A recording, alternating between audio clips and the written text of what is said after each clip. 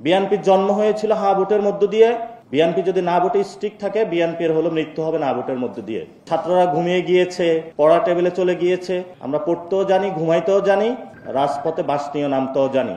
BNP এই consensus কমিশনের মধ্য দিয়ে আওয়ামী লীগকে নিয়ে আসার যে পায়তারা চালাচ্ছিল, বাংলাদেশের জনগণ সেই জায়গাটা ঠেকিয়ে দিয়েছে। তাদের উপর নতুন করে আরেকটা বর আবির্ভূত হয়েছে, সেটা হলো জাতীয় পার্টি। জাতীয় পার্টি এবং আওয়ামী লীগ প্রশ্নে আমরা কোনো ছাড় দিব না, কারণ তারা আমাদের পিঠের চামড়া তুলে নিয়েছিল। ওবায়দুল কাদের বলেছিল 5 লাখ লোক মারা যাবে, আমরা একটা লোকের গায়েও হাত দেই নাই। আমরা এখনো ধৈর্য ধারণ করতেছি, কিন্তু যদি বাধা দিতে আসেন, সেখানে কিন্তু চরম বাধা আমরা গড়ে তুলব।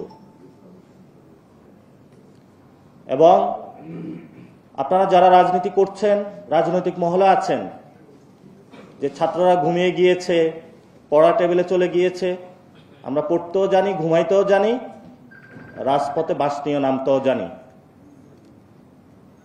সেজন্য বিএনপিকে আহ্বান জানাবো,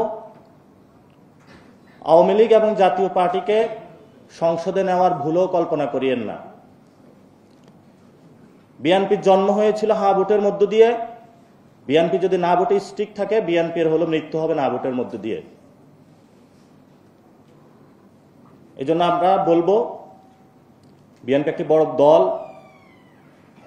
আপনারা না ভোটের মধ্য দিয়ে নিজেদের মৃত্যুর কবর রচনা করবেন না। আর ডক্টর ইউনূসের কাছে আহ্বান জানাবো, দ্রুত গতিতে এই আদেশ জারি করেন, জনসম্মুখে উপস্থিত হন। আমাদের হাতে সময় বেশি নেই, দেশ অন্য পরিস্থিতির দিকে যাচ্ছে। ফেব্রুয়ারির মধ্যে ইলেকশন দেন। আপনি যদি ফেব্রুয়ারির মধ্যে ইলেকশন না দিতে পারেন, তাহলে পরবর্তীতে যদি কোনো গৃহযুদ্ধের পরিস্থিতি হয়, সে দায়িত্ব আপনার কাঁধে বর্তাবে।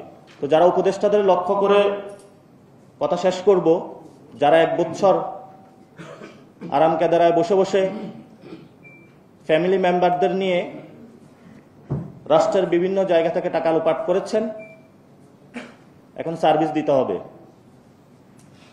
যথেষ্ট হয়েছে। এই জন্য আজকে মান্না ভাই একটা প্রোগ্রাম করেছেন। এই প্রোগ্রামের দিয়ে এখানে 9টি দল নিজেদের মধ্যে একটা আন্ডারস্ট্যান্ডিং এ এসেছে, প্রিন্সিপাল বেসড। এই আন্ডারস্ট্যান্ডিং এর মধ্য দিয়ে আমরা এগিয়ে যেতে চাই। এখানে অনেক সিনিয়র নেতৃবৃন্দ রয়েছেন, কিন্তু আল্লাহর রাস্তায় আপনারা সিটের কাছে বিক্রি হবেন না কেউ। একটা সিট না পাইলে কি হবে? আপনার মন্ত্রী না হলে কি হবে? মরার পরে যদি আপনার কবরে কেউ থুতু দেয়, একটি সিট দিয়ে আপনি কি করবেন? এই জন্য আপনাদের কাছে আমাদের অনেক আশা রয়েছে, এই আশা আপনারা নষ্ট করবেন না।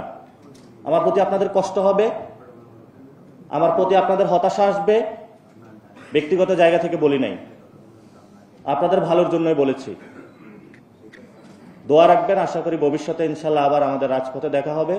রাজপথে লড়াই নামতেছে, সে লড়াই ইনশাল্লাহ দেখা হবে সবার সাথে। আসসালামু আলাইকুম।